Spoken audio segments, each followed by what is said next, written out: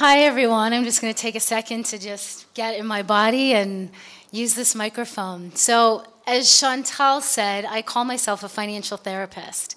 And usually when I'm out in the world and I tell people I'm a financial therapist, people immediately go, oh, I need that. I need that, you know. Other times people give me like the cocked head, the blank stare. But most people go, oh, I need that, you know. And I say, yes, I understand, I need that too. And I've been doing financial therapy work for the last 13 years. And a decade before that, I trained to be a body-centered psychotherapist. And also, as Chantal said, I'm on quite the mission at this time to bring as much awareness and healing and unshaming to our relationship to money.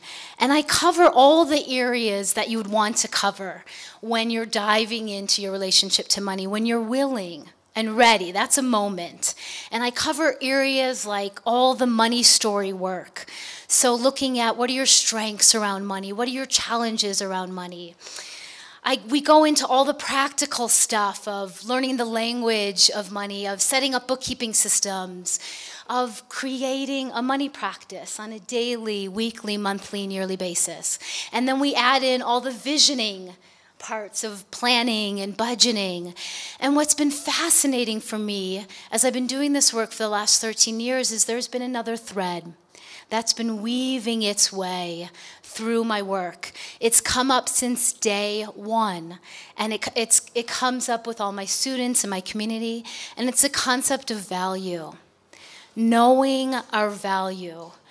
And it's everything from how do I know my value? What is my worth? How do I feel it in my body, in my bones, in my cells? What's the connection with money and value? And if I start owning my value more, will I bring in more income? Will I spend differently? Will I save differently? And really on a daily basis, how do I grow and cultivate and claim my value more and more? So even recently, I created a Pinterest board with the name Knowing Your Value. And it's getting some of the most traffic and interaction. And I want to read a few of those quotes for you. And these quotes are in my boobs. Pinterest quotes in my boobs. Okay. Success is liking yourself, liking what you do, and liking how you did it. Maya Angelou. We could replace that with value. It's much more interesting to embrace who you really are rather than waste energy pretending to be someone else. Supposedly that's Adam Levine. I like that. You are valuable just because you exist, not because of what you do or what you have done, but simply because you are. Max Lucado. So value, in my experience, is paradoxical. It's subjective. It's ever-changing. It's ever-growing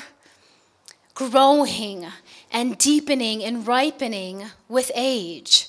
And on one hand, value has absolutely nothing to do with how much or how little money we have in our bank accounts. We could never put a number on our intrinsic values. Our value and our worth really comes from simply being a unique human with unique gifts. And as Victoria Erickson says, you are worth everything now. You are worth everything now. And on the other hand, for those of us that are entrepreneurs, and I like to call myself a creative entrepreneur, we need to find a way to monetize our value. So we need to find a way to put actual numbers and to price things in a way that feels good and to find business models that feels good. So on another perspective, it's really important to do the internal value work and also create the outer systems and the outer frameworks that really honor and help us bring our true values and our true gifts out into the marketplace and create a wonderful livelihood.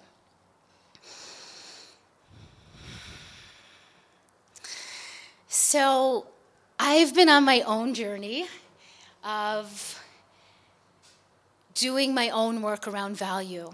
And I can even remember in my 20s, after studying to be a psychotherapist and doing really deep work, I was getting such a clear glimpse of what my gifts are and what my uniqueness was. And I had no idea how I was going to bring that to the marketplace and create a livelihood. I really had absolutely no idea. So I set out on the next decade doing all of these practices on an internal level, an external level, did all this work around boundaries and learning how to have healthy boundaries. And I did all this work about learning how to rock a no and becoming a lot more elegant with my no's. And I got to learn of what do I do really well and what do I suck at? And being more comfortable with that concept. What do I do really well and what do I suck at? And so I birthed my business. Back in the day, I called it conscious bookkeeping. Now I call it the art of money. I taught my methodology in every single framework imaginable. I raised my prices. I lowered my prices. I've had many different business models. I explored all of that. And then it was my late 30s, and I had one of my biggest failures of my life. And that's the story I want to tell you. I want to tell you part one, the failure, and part two, my redemption and what I learned from it. So,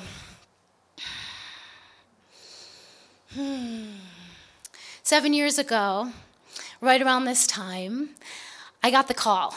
And I got the call from a very well-known publishing company. And back in the day, they were doing a lot of audio. And they wanted to sign a contract with me so that I would do a 12 CD set for them. I was so excited. I always had a sense I would work with this publishing company. I always had the sense. And it came true. They were calling me and they wanted, and so we signed the contract. And I remember preparing as much as I could over the summer, but this is material I taught, as I was saying, in every format imaginable. I gave hundreds and hundreds of talks on this. And they fly me out to their fabulous studio. And I remember I was 38 years old. I was like in the prime of my health. And I remember the clothes I was wearing. They were really cute. And I got into that studio, and they set me up with the microphone, and they set me up with all of my notes and my outlines on this music stand. And 3, 2, 1, begin. And I started talking, and I started teaching, and I started doing my thing, and I probably got to about 45 minutes in. And then I just blanked out.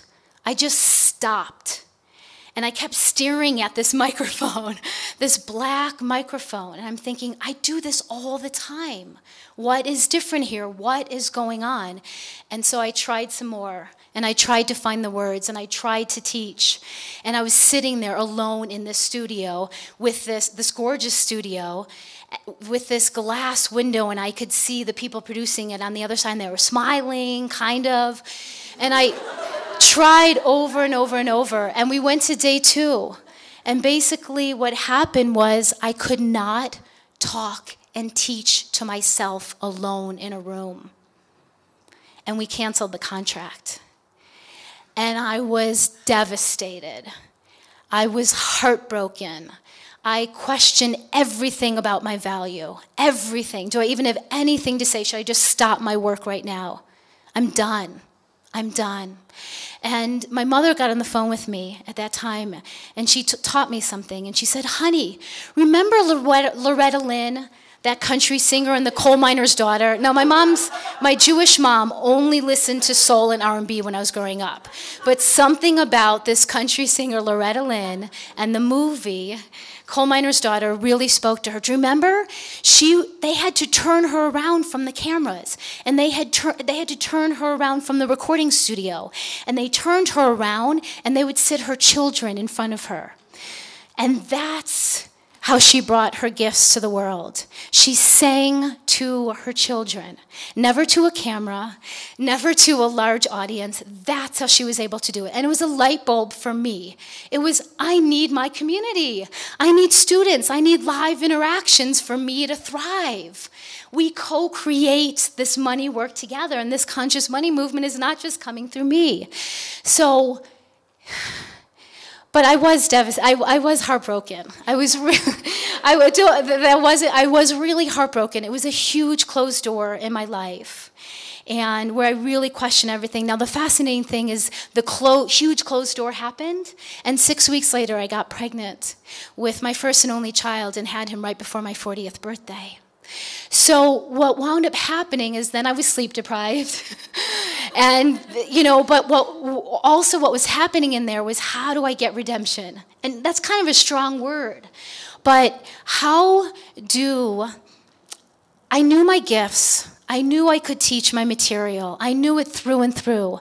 But I didn't know how to own it and set up the environment for me to thrive. That's what I didn't know, and that was the value lesson for me. So it was a pivotal moment where then, the next few years and over the last 6 years, I wanted to find a way, two things. One, I wanted to produce my own home study. I wanted to prove to myself that I could create this and own my value here and bring it out into the world and do it in a way where I would thrive. I wanted to do that.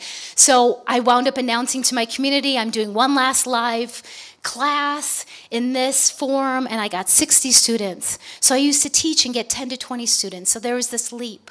And then instead of recording in a studio or recording in my office, the light bulb, I need students and community. So we recorded a 6-month journey of my methodology. And then we created a workbook that I co-created with someone.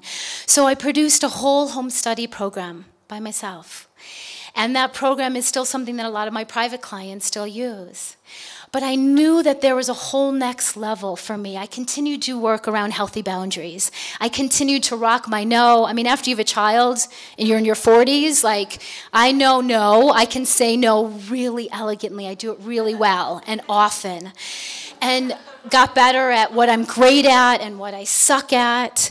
And what I suck at is sitting in a recording studio by myself, where I have no one to talk to or no one to interact with. And so I was approaching my 44th year, and I got the vision. It was as though something had changed in my body, in my bones, in my cells. I could feel that my value had matured. Something about that 44th year, I felt different in my body.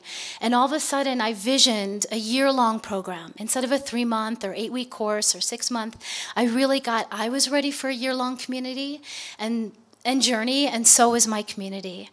And so I visioned it all. Of course, there was Q&A calls where I'd be interacting with everyone. Of course, there's a private community where I'm interacting with them. But for me, it was about, how do I honor my value and my gifts and my unique gifts and bring them to my community that's going to create the most support for them and also be the most lucrative for me. And so here's where price points came in and business model. So basically, after having a mid-price point for years, I decided to lower my price point. And that goes against the mythology. We're supposed to raise our fees, double our fees, charge what we're worth. And I don't believe in any of that. It's ever changing. Our fees are always changing. It's about checking in with our body, what's right, what feels right. So I lowered my price point. Lowered it on a monthly basis, and then went from 60 students to 320 students in our first year. And this year we have 370 students in 17 countries. So for me, I feel that that's a feminine approach to business for me. That's a feminine approach to listening to, how can I do this in a way that's really going to serve my community and that's going to create and bring my gifts and create an incredible livelihood. So the moral of these stories is, number one, is that our value ripens and grows with age. So age is really on our side with this one. And we all grow into our strengths.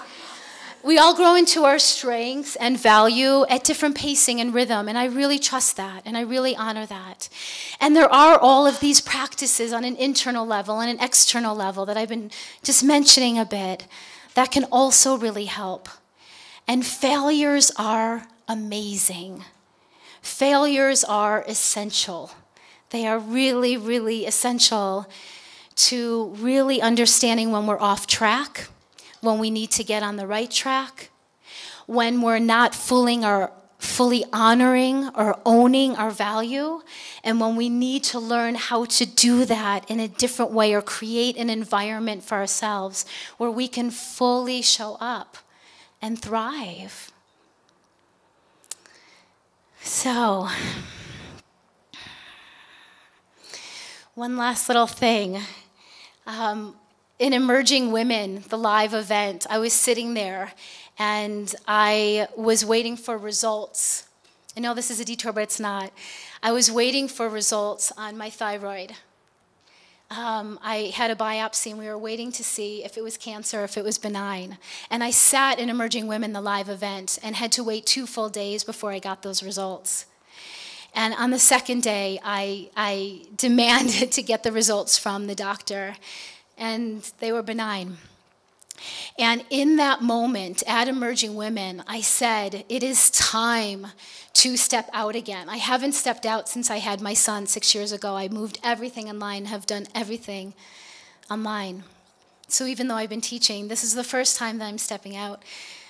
There's been the first time that I've stepped out in almost 6 years. And when I got the good results, I knew that there was something about my thyroid, my voice, about speaking, about claiming my value even more and honoring that. And so I wish the same for you. I wish you all to go out and fail and fail well. And learn from it, milk it, learn everything you can from it, and learn how to redirect from it. And to really grow and ripen your value more and more every single day. Thank you.